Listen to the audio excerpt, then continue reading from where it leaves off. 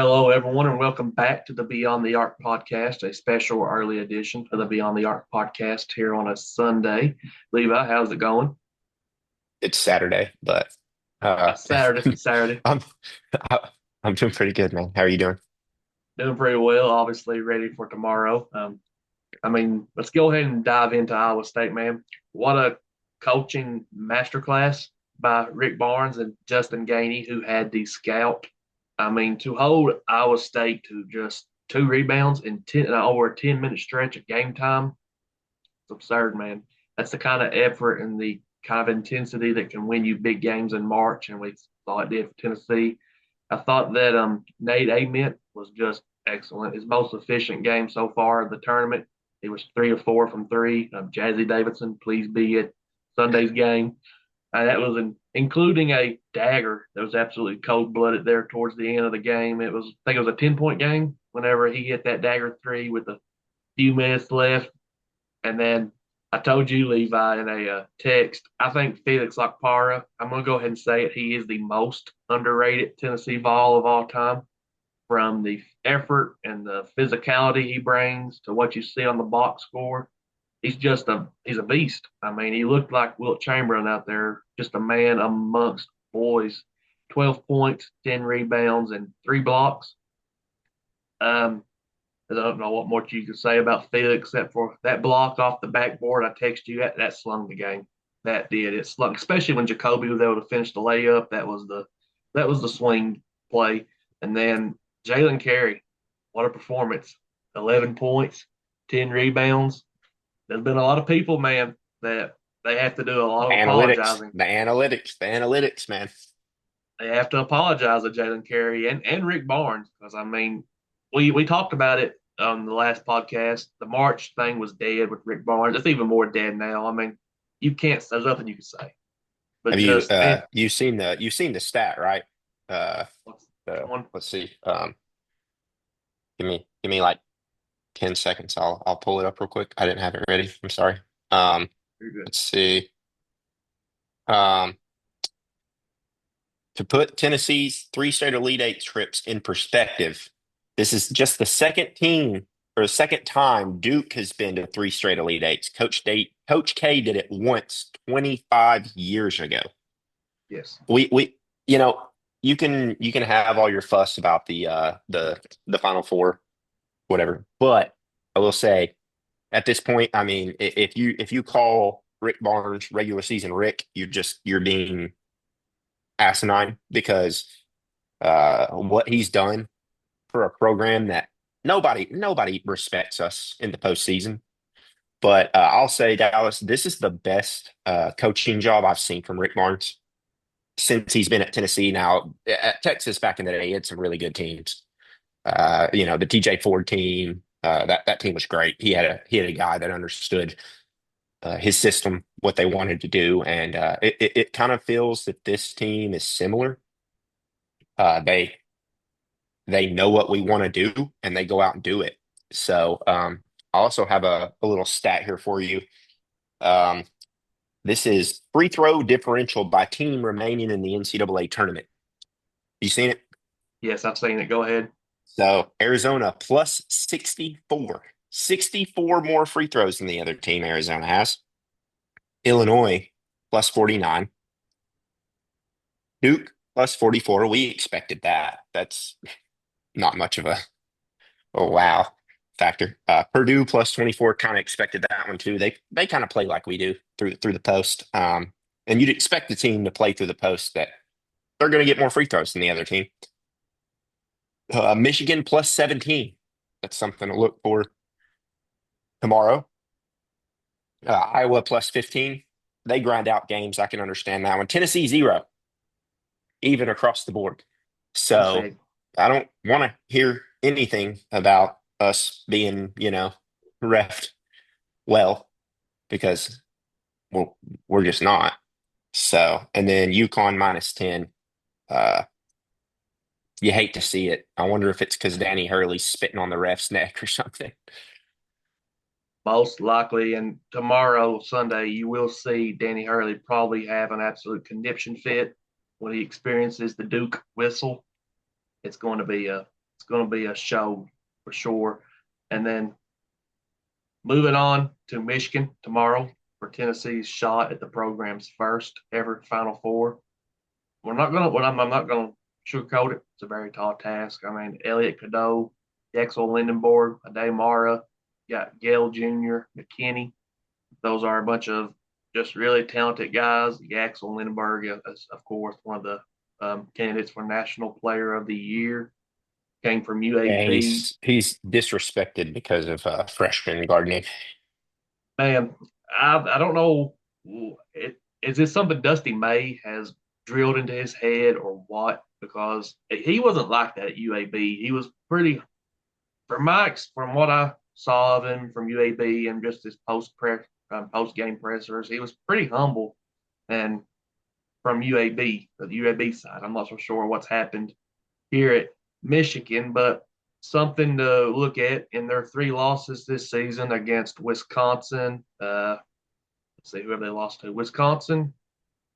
Did they lose the Illinois? It doesn't matter anyway. But when they lose, what I'm trying to get to here is they struggle from three, with the highest percentage being 32% made against Wisconsin, and they are due for a bad night, man, because this stat comes from Will Warren, stats by Will. Michigan has shot 47% from three in the NCAA tournament. Only two teams have made the Final Four doing that since 2003. Those teams have shot north of 45%. That was UNC in '09 and Villanova in 2016. Per KenPom, Tennessee is playing as the third best team left in the field with the 17th offense and the third best defense, while Michigan sits at fifth with the second best offense but the 41st best defense. We saw against Iowa State that Tennessee can do a very good job at limiting very good shooters like Mon Milicic. He didn't even get looks. Yaxel's been shooting like 46% from three. I'd like to see Tennessee try to do the exact same thing they done to Momcilovic. I also don't think that. I also He's a don't tough think cover, that man. he is. He, I, I'm not to cut you off, but you're good. it's a completely different It style it is. of shutting him down. He really is. I mean, you highlighted him on the podcast maybe 2 years ago, last year maybe, but it's going to take a lot to shut him down. But if he gets his and you can shut everybody else down, I'm okay with that. So, not to cut you off, but go ahead and continue. Oh, Sorry. you're good. You're good. I was just going to say, if you can limit him somewhat, and then, I mean, I think that the way Tennessee is going to win this game is going to be on the boards. If they can do what they've done similar to Iowa State, just get more offensive rebounds. And I mean, as much as I've carried water, some would say, for Jalen Carey trying to post up a Damara, it's something I want to see, but I don't really want to see the result. I just want to see the attempt. Um, I, Uh, I'm very. It's very hard for me to pick Tennessee in this game because I mean I think that Michigan probably is the worst draw we could have gotten as far as the one seed. I it's mean, like playing really, Purdue, man. it is. Really wanted Alabama to beat Michigan yesterday. It looked like they had a shot at first, and then they just went absolutely bonkers. Um, they're going to struggle Tennessee. They're going to make Tennessee struggle a lot. I do not think they have the ability to pressure Jacoby the way Iowa State did. I think Jacoby may have a little bit better of a game, especially just getting better looks. And if this is a game Jacoby goes 6 of 11 from three, I like our chances. I like our chances a lot. Levi, what do you guys say about Michigan? So they've lost to Duke, Wisconsin, and Purdue this year. Um, Purdue plays a similar style to us, and I think in order for us to win this game, it's going to have to be a rock fight. I mean, we they don't want to defend, and we love to make a team defend us. I will say, going back to last night's game or this morning's game, whatever you want to say, uh, that's the best coaching job I've seen. Period. I mean, it was seamless. Iowa State switched to zone. We didn't even blink. I mean, we immediately. We moved the rock hot. We immediately attacked the high post to to down to the low post. I mean, that's exactly what you want to see. And Iowa State, I mean, Altenberger's a heck of a coach, man. I would put him above Dusty May. I like Dusty May a lot, but I don't think Dusty May is a better coach than Altenberger. And Coach Barnes is coaching circles around pretty much everybody he's played so far. I mean, to think about the coaches he's beat in this tournament, pretty insane. Travis Steele is a heck of a coach. I mean, he lost one game all year, all season, and he did a pretty decent job at Xavier when he was there. And then you turn around, you play Ryan Odom. Ryan Odom, we all know who Ryan Odom is because of the huge upsets that he's had and what he's done. And then you turn around and you put Otzelberger in the blender. I mean, it's it's crazy that Rick Barnes is 71 and somehow he's just figured it out. They did say that NC State flew to Chicago today to interview Justin Gainey, so I don't think that'll bother or mess with the mindset, I should say, of our guys because this is it's crazy to say, but I think this is the most relaxed I've seen our team in the NCAA tournament. It felt like last year maybe our team had a little bit too much of like pressure on them. They were like, oh, we got to get to the Final Four. Like this is the year we got to do it, you know. But this team just seems really relaxed. They seem just a kind of flow. I don't know if you saw the video, Dallas. They had Coach Lentz put Yeah, the thing. Did you see the video? And yeah, Nate's telling him, cameras on, cameras on, cameras on. yeah, So I already know that, Coach Barnes may not cuss, but obviously Coach Lentz is out here saying some wild stuff. So, but the whole "let's go get them" thing is kind of awesome. Uh, like I said, if you lose, they're going to clown you for it, but our guys continue to do the "let's go get them," and they just seem they seem relaxed, and that's the best part about March is if you have a team that doesn't have any pressure. And it seems like the pressure's on every team we've played, right? Like Miami of Ohio, they had the pressure on them, like, oh, we're the upset pick. We whipped them. Virginia's the 3 seed. The pressure's on them. They got to be better. Iowa State, like we're missing Jefferson. The pressure's on us to get this done, to move on. And I still I really I don't know if it's the fact that this team's just so relaxed, but it's playing a huge dividend for us. I really like the fact that our guys just seem to not care. And then also, what the heck was Iowa State thinking doubling up top like that, just leaving Nate Met wide open? Like, come on, man! Like he's 2 for 3 for the night. He's already shown you he can hurt you and he can burn you, and then they leave him wide open like that. So I'm just really proud of this team, man. I mean, like I told you, what did we Wednesday? We did the podcast yeah, Wednesday this week, didn't we? yeah, yeah. Yeah, that everything else we've built the Sunday, and the Sunday's built. It's got all the good ice cream. We're putting all the toppings on top now, and tomorrow a win. I mean, if you go to your first Final Four as a program, I mean, I I might run naked through the streets in Knoxville. Faith said I won't, but I will. You have my word. I'll streak in my boxers through Park Ridge community if we get That's it done tomorrow. that's better. We don't need anybody sitting out. Um. My body's Todd Golden, completely. where is he? Where's Todd Golden? He's not here today. I think he's Oh, okay. down. He's Oh, he's in Cancun. he's Oh no. in Cancun, or he might actually be. Legal drinking age in Cancun 16, so we might need to make sure they're okay down there. Yeah, but we I'll don't. make a call or two. As I was going to say, we don't need you getting any referrals to a dermatologist for a skin tag. So with that being said, I think we're going to wrap this up and get this put up tonight. That way, everyone can listen if they want to before tomorrow's game. Final What's your prediction. prediction? I'm going to go. I picked Tennessee every game this tournament.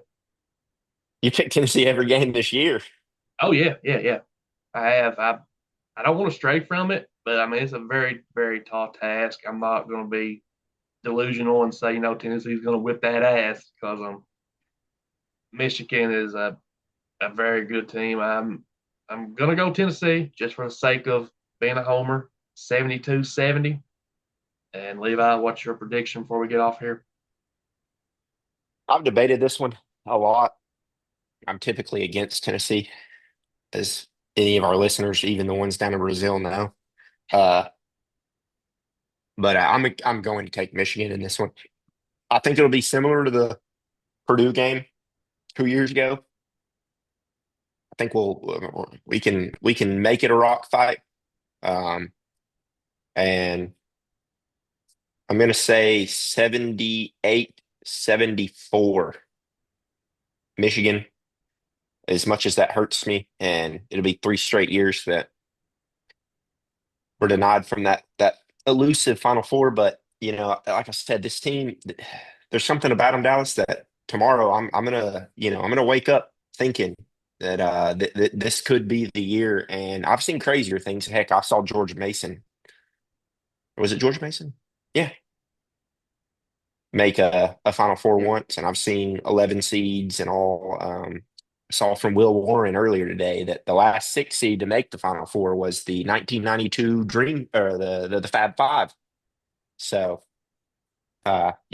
crazier things have happened. But if we make the Final Four, let's keep the ball out of Nate Mitt's hands late in a game when it's a tie ball game or something, so he doesn't call a timeout and we get a technical foul and lose it. But uh, you know, I, I really I'm torn because I don't like this Michigan team. I don't like Yaxel Lindenborg. He's awful to listen to in post games. And our guys are just they deserve one, especially Felix. And the way he's playing right now, it's got to be making him some money.